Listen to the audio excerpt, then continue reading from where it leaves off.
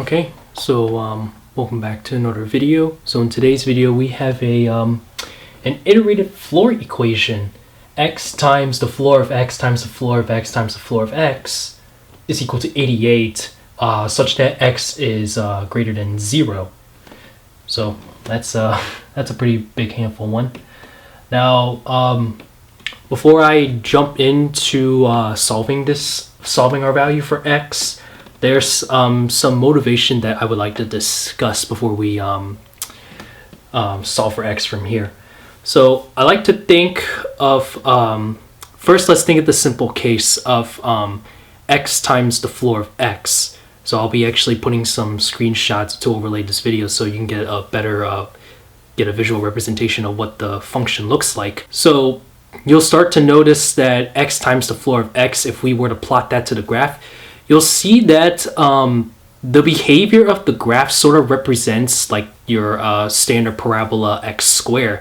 But you'll start to notice that between each integer, there's some jump discontinuities, and between those integers are like linear functions. Think of it in a sense like piecewise functions in between those integers. In a sense, it's truncated, and it almost resembles the just like the regular parabola itself. So x times the floor of x times the floor of x. So when we plot that, it sort of simulates the representation of the cubic polynomial x cubed. And just like I said before, it's truncated. There are jump discontinuities between each integer. So in between the integers, there's actually a linear function. Yeah, and then there's a linear function, and there's it resembles with also composed of piecewise functions as well, if you want to put that to the sense of equality. So now if we look at this equation here, are given x times the floor of x times the floor of x times the floor of x. When you graph that, it sorts to visually looks just like x to the power fourth. It's completely truncated. It's completely broken. And as we say that x is greater than 0, then we know that from there it's actually an increasing function, and such that there actually exists a unique solution. And just from that behavior, there exists there are jump discontinuities between each integer, and then between those integers from those intervals, the open intervals, it's a linear function. So yeah, that gives us some motivation to see what the behavior looks like. So now it's now the simple question is, what value of x satisfies the following, such that what is x such that it equals 88 for x is greater than 0 with that condition. So now I got that, so we can actually jump in and start solving this. Let's make an observation first. So let's notice that for x equals 3, okay? So when I do this, I'll plug 3 for x, so we get 3 times the floor of 3 times the floor of 3 times the floor of 3. So the floor of 3 is just 3, so that means this is basically just 3 to the power 4th. That's equal to 81. So we got that. So now let's take a look when x is equal to 4. So when I do this, so 4 times the floor of 4 times the floor of 4 times the floor of 4. Man, say that many times, that's a tongue twister there. We get that the floor of 4 is just 4. So pretty much this is just 4 to the power 4. And when we get that, that's actually equal to 256. Now, thus, we see that because we want to find some number x, some real number x, such that it equals 88. So what this means that when 3 is strictly less than x is strictly less than 4, so then this has to entail that the floor of x actually has to equal 3. So now what I can do is I can actually substitute our floor of x equals 3 back to the equation, but I'll put this I'll put the 3 for here, so our input for the innermost. So this means I have x times the floor of x times floor of x, and then multiply with, we said that the floor of x is just equal to 3, so I multiply that, so then we get 3x. And then we set that equal to 88. It's supposed to be there. Okay, that's much better. Okay, now we set that equal to 88. So now we notice that because x has to be in between 3 and 4, so let's define some constant, meaning we'll define some constant a such that we let x equals 3 plus a. Okay, well, and such that with the condition that a is between strictly in between 0 and 1, since it would make sense that way because we have that inequality from over here, the compound. So with that, now let's actually substitute x equals 3 plus a back into here. So we have 3 plus a, then multiply with the floor 3 plus a, then multiply with 3 times 3 plus a. Okay, and then equal to 88. Okay, and now I'll just distribute the 3 into here. So this means from our input, our innermost input, that means this is just 9 plus 3a, and then just set that equal to 88. Okay, and now what I can do is that we have that the floor, so we have the floor of 9 plus 3a. So really we know that the floor of 9 is just 9. So simply I can just move that outside and simply now treat 3a as just the floor function just itself. So we have 3 plus a, then floor 3 plus a, and then I can just multiply this by 9 and then plus the floor of 3a now. Let's see here and then here. Now we can actually, from here we can actually use the FOIL method. So let's see, FOIL method, we get this is 27, then plus 3 times the floor of 3a, plus 9a, and then plus a times the floor of 3a. Now I can actually simplify some things out. Well, not really simplify it out, rather, now what I can do is basically 27, the floor of 27 is just 27. So I don't really need to treat that as part of a floor function. So now what I can do from here is now just rewrite things another time.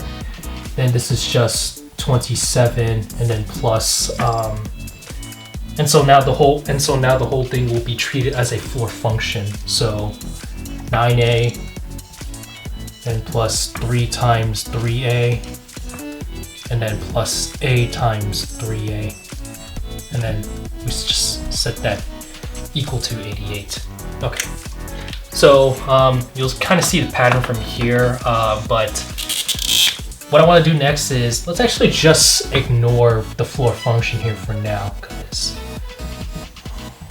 there's some things that we want to pay attention to. So I'll just write ignore term for now. We'll come back to it later, but let's actually make a little observation here. Okay, so let's see. Now we write this. I have 3 plus a, then multiply by 27 plus. I'll put a dot just for some term because it's going to continue to be floor functions, but we just want to ignore those for just a second. So it's equal to 88. Okay, so now I'll perform the FOIL method really. So when we do this is, let's see, 3 times 27 is 81. Then plus, let's see, then it's plus 27a. Then plus dot because these are floor functions, so we can just ignore those for now. Then we set that equal to 88. We see that 81 plus 27a and then some other floor number, whatever a is, then this has to imply that you'll see that a has to be strictly less than 1 over 3. Now to actually see this, you can actually check to see that if I plug a for equals 1 over 3, so I get 81 plus 27 times 1 over 3, and then that's actually supposed to equal 90, which is actually greater than 88, which is not what we want. So a has to be strictly less than 1 over 3. Okay, so now we can actually come to the conclusion that 3a is actually have to equal 0. Okay, now we're getting somewhere. So we have 3a is equal to 0, so now we can just substitute that back in. So going back, so 3 plus a, and then let's see, 27 plus, let's see, so we have plus the floor of 9a. Okay, and then let's see, 3 times 3a, we set that at 0, and then 0 over here. Okay, so we're good from here, so just set that equal to 88. Okay, and now we can actually perform the FOIL method. So let's see, 81, then plus 3 times the floor of 9a, then plus 27a, and then plus a times the floor of 9a. Alright, good. So I'll just perform some calculations. We can actually simplify this out a bit. I can subtract an 81 to both sides.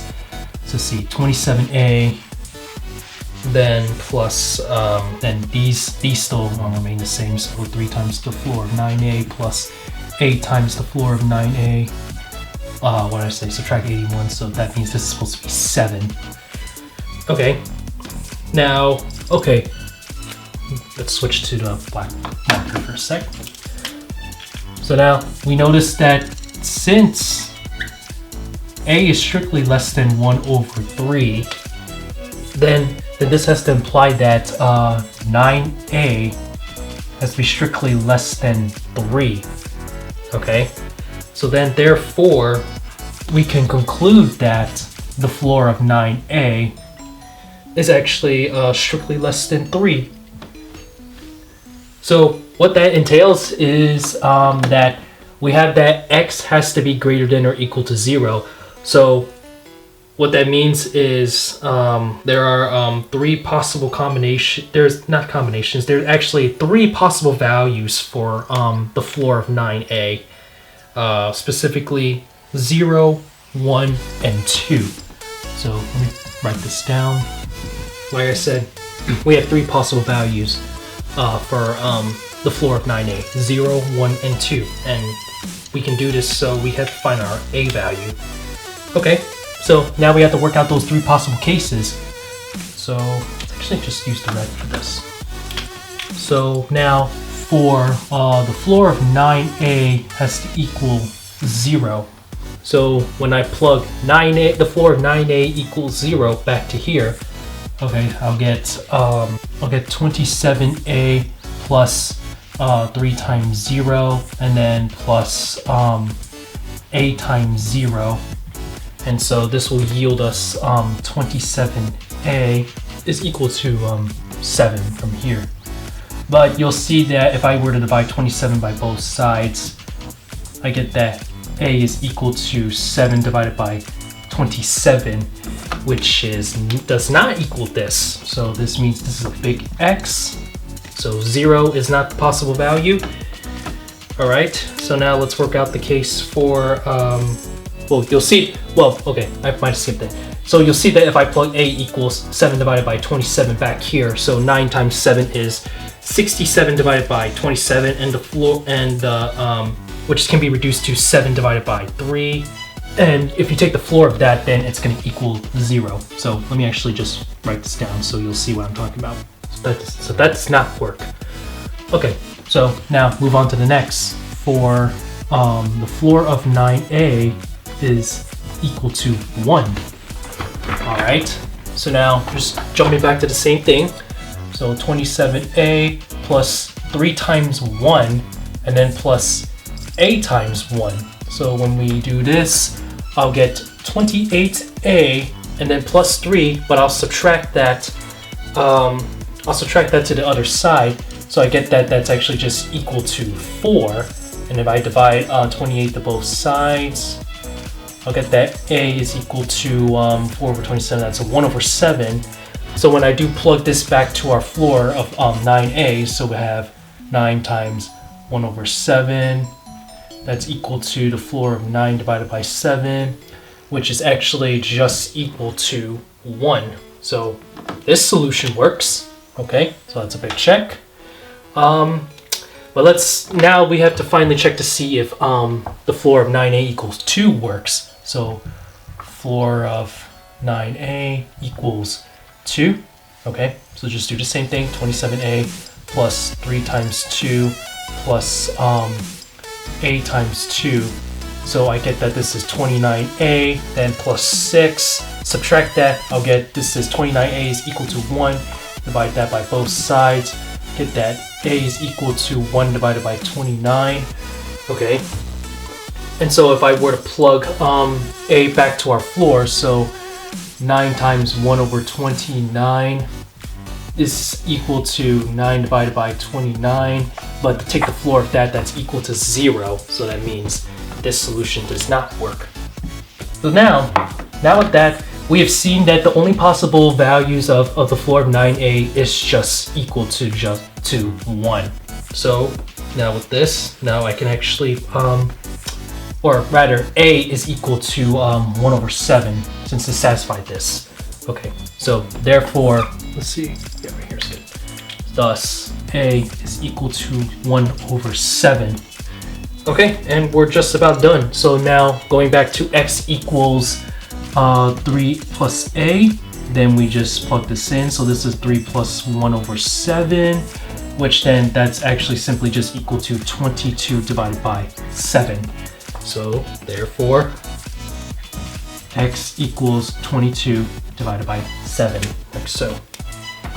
And you can actually plug x back into your equation and you'll see that it actually works. So we have that, here, let me actually do that calculation with my phone just to. So let's see, we have x equals 22 divided by 7. So the floor of 22 divided by 7, that's 3. Okay, and so that means 22 divided by 7 multiplied by 3 is 9.42. You take the floor of that, that's 9. So do it again. 22 divided by 7 multiplied by 9 is 28. You take the floor of that, that's 28. And so 28 times 22 divided by 7 is 88. Just like that.